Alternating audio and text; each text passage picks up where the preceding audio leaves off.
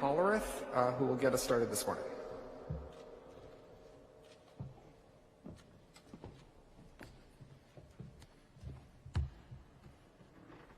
Thank you, Kevin, and welcome to all of you. Thank you for being with us today. This is a very special day for the Cathedral, and so we're really excited to be here. As Kevin said, my name's Randy Hollerith, and I am the Dean of Washington National Cathedral. And on behalf of all of us who work as part of this important and wonderful place, welcome. We're glad to have you here. Today is one of the most exciting days at the Cathedral that I've had during my 5+ years as Dean of this place. It's a day we've been waiting a very, very long time for. And as we begin the hope-filled and creative process of putting something new in the place where the Robert E. Lee and Stonewall Jackson windows once stood in this cathedral. Those two windows depicting Generals Robert E. Lee and General Stonewall Jackson were installed in this cathedral in 1953 at a very different time in our nation's history. Following the deadly shootings in 2015 at Mother Emanuel Church in Charleston, the then dean of this cathedral, Gary Hall, called for the windows to be removed. And a task force at that point was formed, and rather than remove the windows at that point and put them away and sort of stopping conversation, we decided to spend the next 2 years hosting conversations and educational opportunities around the difficult issues that were raised by those windows of two Confederate generals and the legacy of slavery in this country. But in 2017, following the violence in Charlottesville, it was clear to us that now was the time for the windows to come out. They were a barrier to our mission and an impediment to worship in this place, and they had no place being in sacred space. And in the years since, we have thought and prayed and studied not only what will become of those windows, and I'm happy to say that the Robert E. Lee window is now on loan to the Smithsonian and is part of a brand new exhibition at the African American Museum of History and Culture on the legacy of Jim Crow. And the Robert E. Lee window will be at the Smithsonian for a year or more, and we're very thrilled to partner and work with the Smithsonian on that. We spent a lot of time talking about not only what should happen to those two windows, but what should take their place. This is a once-in-a-generation opportunity for the cathedral to not only create beautiful art, but to stake a claim about what and whom we value. That's why I'm so excited to announce that Kerry James Marshall, one of our nation's greatest artists, has agreed to design the new windows for this cathedral that will be a richer and more fuller expression of the nation we want to be and the ideals that we strive for as a country. If you read The New Yorker last month, then you know that they called Kerry James Marshall a virtuoso, and that is true. In my conversations with him, I have found him to be the most generous and humble spirit and a kind soul and a great partner with us in this work of what we are trying to create here at the Cathedral. So over the coming months and years, Mr. Marshall has agreed to try to, in his way, embody in stained glass what was the mandate of our Windows Committee, to create for all time an artistic embodiment of both darkness and light, the pain of yesterday and the promise of tomorrow, and the quiet and exemplary dignity of the African American struggle for justice and equality. We look forward to the day, hopefully sometime in 2023, when we can completely, fully glimpse the beauty of that he has created. Mr. Marshall, thank you for being with us today, and for these past 2 days, it's been a real joy. Now, that alone would be something to celebrate in and of itself, but it's only half the story. I'm also thrilled to announce that One of America's most thoughtful poets, Elizabeth Alexander, has agreed to pen a new poem to be inscribed in the stonework that surrounds the windows. Ms. Alexander is a Pulitzer Prize finalist and a proud daughter of Washington, D.C., and an incredibly accomplished artist. But she is also one of our nation's most eloquent and compelling voices, calling our nation to reconsider our commemorative landscape. I'm so grateful that she has agreed to take on this challenge of giving voice to our collective aspirations. For nearly 70 years, those two windows in this cathedral told an incomplete and one-sided version of history. Monuments in sacred spaces carry special weight and meaning, and when it became obvious that these windows were a serious barrier to this cathedral being a house of prayer for all people, we knew that we had to find a better way. Today, we see that better way in these two visionary artists, and we are thankful for their willingness to partner with us in this work. I also need to thank the benefactors who are making this work possible. First, the Andrew W. Mellon Foundation and its Monuments Project, of which this project is a part. We're very grateful to Mellon for their support. And to Kate Capshaw and Steven Spielberg and the Hearthland Foundation, who will make possible the carved words of Dr. Alexander below the new windows. And finally, the Ford Foundation, whose generous support will underwrite the public programming we plan to do around the issues of racial justice and equality related to this new installation. I'd also like to thank the committee that shepherded this work, especially our co-chairs, Chase Rend and Eric Motley, so much for the work that they have done and for all of the committee members. We have some committee members here today. Raise your hands, please. Thank you all for the incredible job that you have done. When our Cathedral Committee was getting to work on this project, we had two artists in mind from the very beginning that we wanted to be involved. They were our dream. We had two artists that we dreamed about having engaged in this project. One was Kerry James Marshall, and the other was Elizabeth Alexander. There has been an immense amount of grace unfolding in this entire endeavor, and that, in fact, both of these incredible artists would agree right off the bat to partner with us to create this new piece of art. At every stage in the process, we have witnessed this amazing grace unfolding all around us. And it's been a long process, but it's been deliberate and it's been thoughtful, and I'm really happy to see where we have come. And the windows tell a story. And the Dean challenged Chase and I, as co-chairs of this committee, to help imagine with our fellow committee members what these wonderful windows, over 200 windows in this space, what these two windows could tell about the ironies of American history, about the affirmation of faith, about reconciliation, and about reimagining the world in which we live. We knew that there was a story to be told, and to our good fortune, we all decided to engage one of the most important storytellers. Kerry James Marshall is a great artist, but he is a most exceptional storyteller.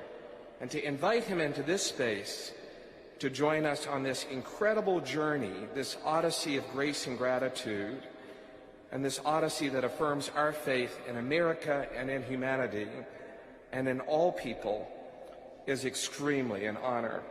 So on behalf of my colleagues on the committee who are here, we learned a lot. Professor Gwendolyn Shaw taught us a lot.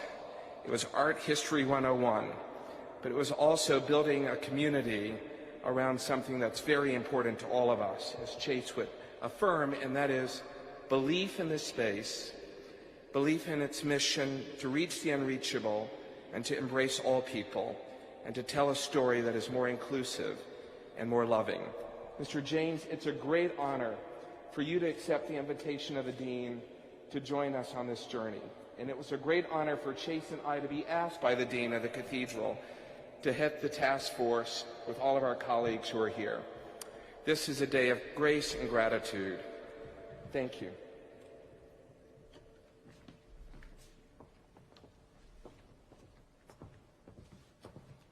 So at this point, happy to take any questions from folks who are here. And if you could just do us a favor and just tell us your name and where you're from.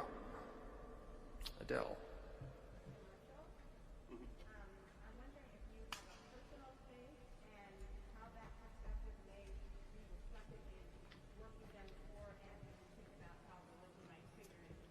Wait, can you state the question again? I didn't hear the first part.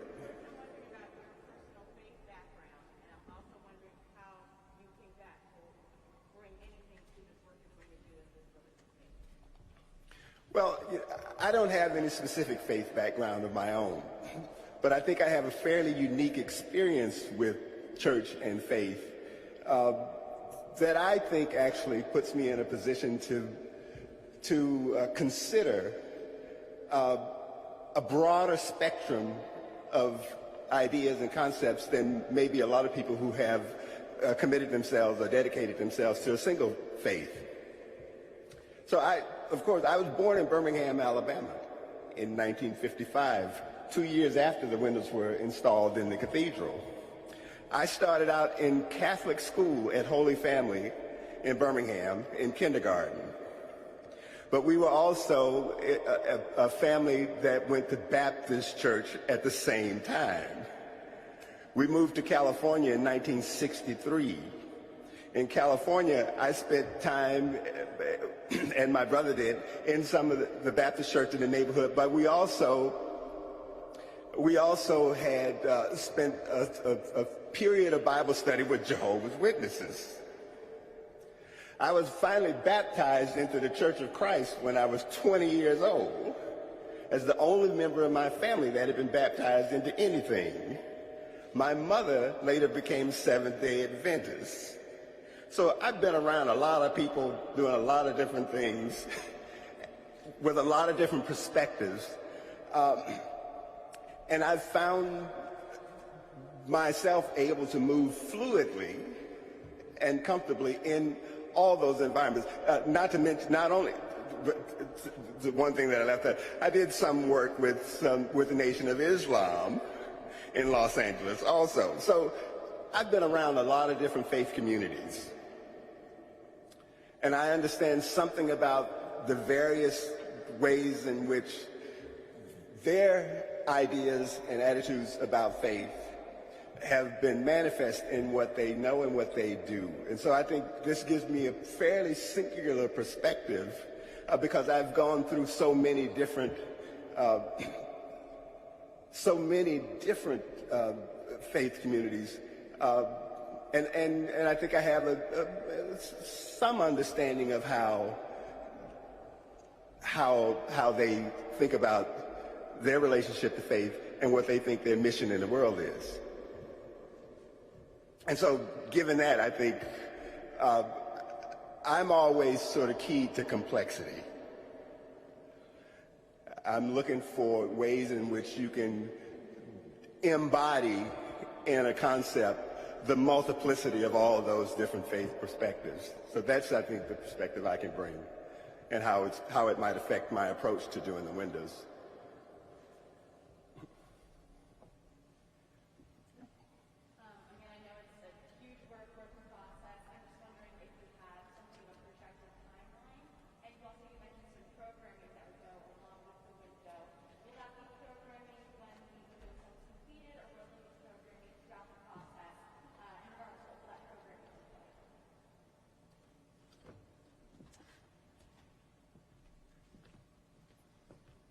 So I hate to throw dates out there, because as soon as you throw a date out there, everybody counts on it, right? So let's just say we hope to be much further along. Mr. Marshall needs significant time to do his work, as does Ms. Alexander. So, and by 2023 is sort of what we're shooting for. And we'll be doing that work along and along. We're not waiting for it to be completed before we do that. As a matter of fact, we're committed to that work. Racial justice, racial reconciliation, deepening understanding, building bridges all the time. So what Ford Foundation has done is enabled us to do some larger projects than we might have been able to do on our own. So that will be taking place along and along.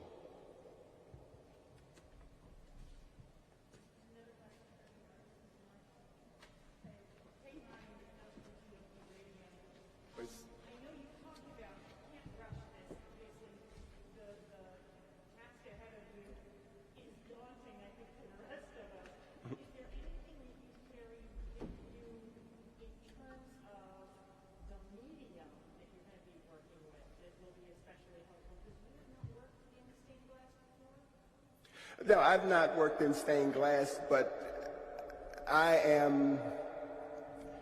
So there are a number of ways of thinking about what an artist is and what an artist does. I mean, I'm a polyglot artist. So the idea of being an artist means that you work with images, you work with ideas, and the medium in which you work is not the choice of medium is not a limitation, doesn't offer limitations. It's an opportunity to actually enhance some other dimension of the way the imagery operates. So the difference between working with an opaque pigment as paint on a canvas and colored glass that allows light to come through, well, once you understand the dynamics of the medium, then you try to do what you do what the medium does best, and you construct your images and your ideas around what you think the optimal qualities of the medium are. And so that's how I think about things. And so I don't see not ever having worked with stained glass specifically as a limitation. It's just another opportunity to help amplify the qualities that stained glass allows you to exploit, and to do the best that you can with that material and the subject that I'm going to imagine.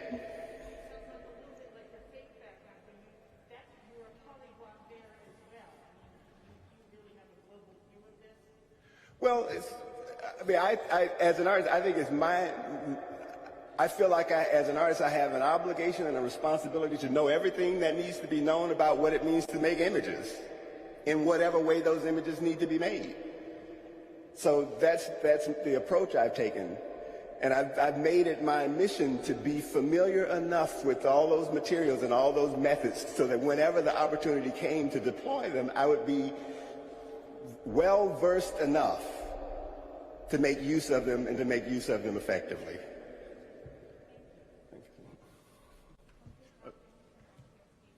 From where? Say that again? No? Okay. Axial. Okay. Okay.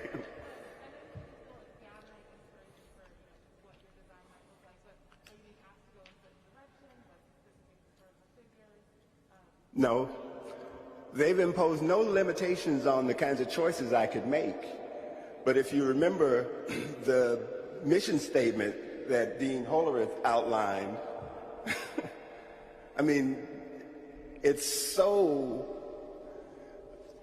encompassing that it gives you, there's a great deal of latitude in a mission like that with the kinds of choices you can make. So I've not made any decisions, nor have they imposed any limitations on the kinds of choices I can make. The one thing I will say is that, I mean, there is a way in which too much specificity, too much particularity, where you're naming too, it can't rest too much on the identification of single and particular individuals. Because the more it does that, the more it narrows the scope of the work's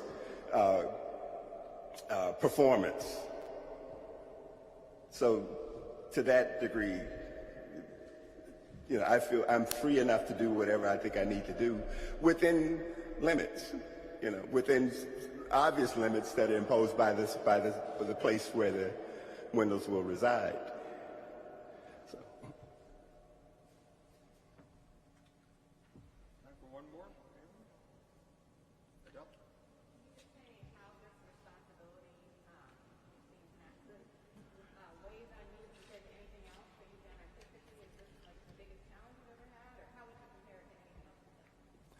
I take everything I do pretty seriously.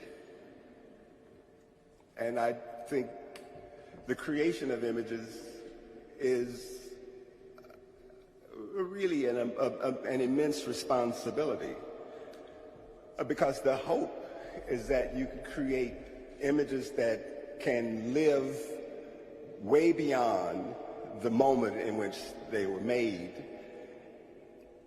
and that are open enough and generous enough, meaningful enough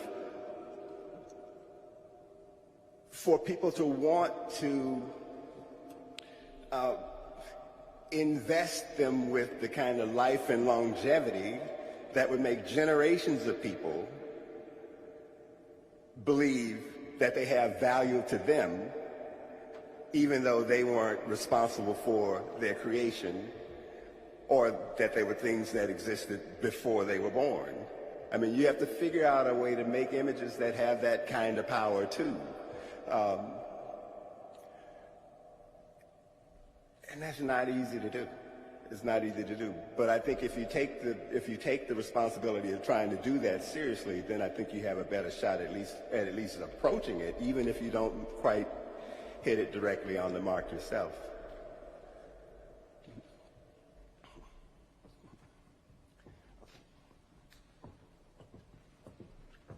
So, yes.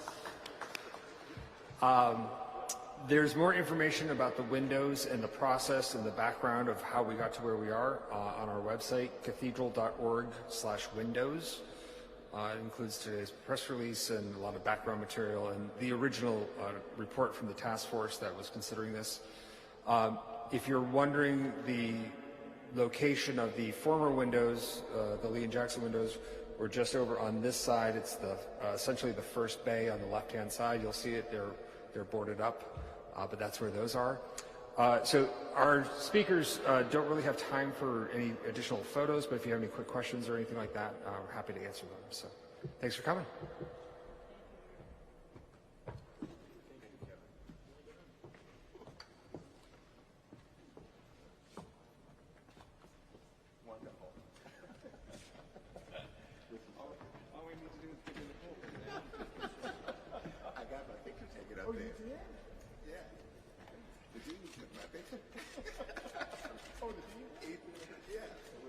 He told me to go up there.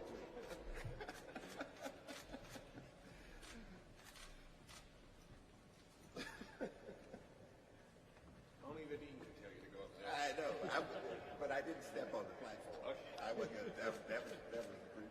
Was Kennan Rose anywhere nearby? She wasn't here. She wasn't in the sanctuary yet. She was. No. Well, I mean, I in my own self-understanding of myself wouldn't allow me to step on that. That would have been a little bit too much for me.